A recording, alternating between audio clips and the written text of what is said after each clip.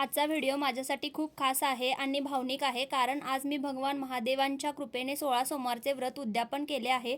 या पवित्र प्रसंगाची संपूर्ण झलक मी तुमच्यासोबत शेअर करणार आहे. सर्वप्रथम मी आमच्या जवळच्या शिवमंदिरात गेले. मी दर्शन घेऊन त्यानंतर मी अभिषेकाला सुरुवात केली. त्यासाठी मी सर्वप्रथम शिवपिंड पाण्याने स्वच्छ धुवून घेतली. त्यानंतर मी दूध अर्पण केले, परत पाणी अर्पण केले. त्यानंतर भस्म चंदन लावून घेतले. त्यानंतर बेलपत्र, फुले, तांदूळ अर्पण केली. त्यानंतर मी सर्वात शेवटी पिंडीची आरती करून घेतली. अशा प्रकारे मी मनोभावी शिव अभिषेक केला.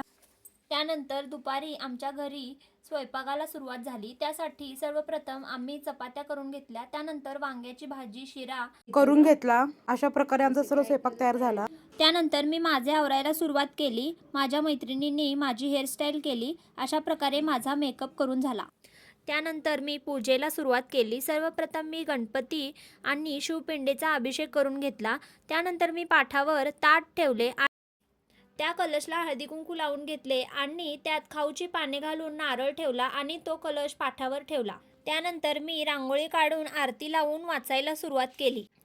पूजा पूर्ण झाल्यानंतर 16 सोमवार व्रताची कथा वाचली, आरती केली आणि सर्वांनी मिळून महादेवाचा जयघोष केला. त्या क्षणी मनाला आनंद, खूप शांतता आणि समाधान मिळाले. त्यानंतर नैवेद्य अर्पण करून प्रसाद तयार केला.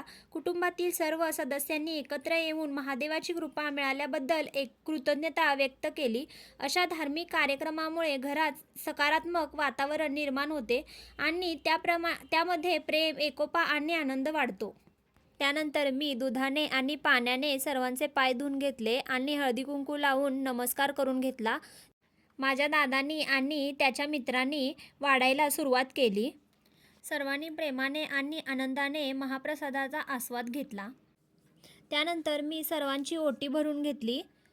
प्रत्येकाच्या चेहऱ्यावरचे समाधान आणि आनंद पाहून मन भरून आले. आपल्या घरातील हा धार्मिक सोहळा सर्वांच्या सहकार्यामुळे आणि महादेवांच्या कृपेने अत्यंत सुंदररित्या पार पडला. आजचा हा दिवस आम्हाला आयुष्यभर आठवणीत राहील. महादेवाने आमच्यावर अशीच कृपादृष्टी कायम ठेवावी. घरात सुख, शांती, समाधान आणि भरभराट नांदू दे.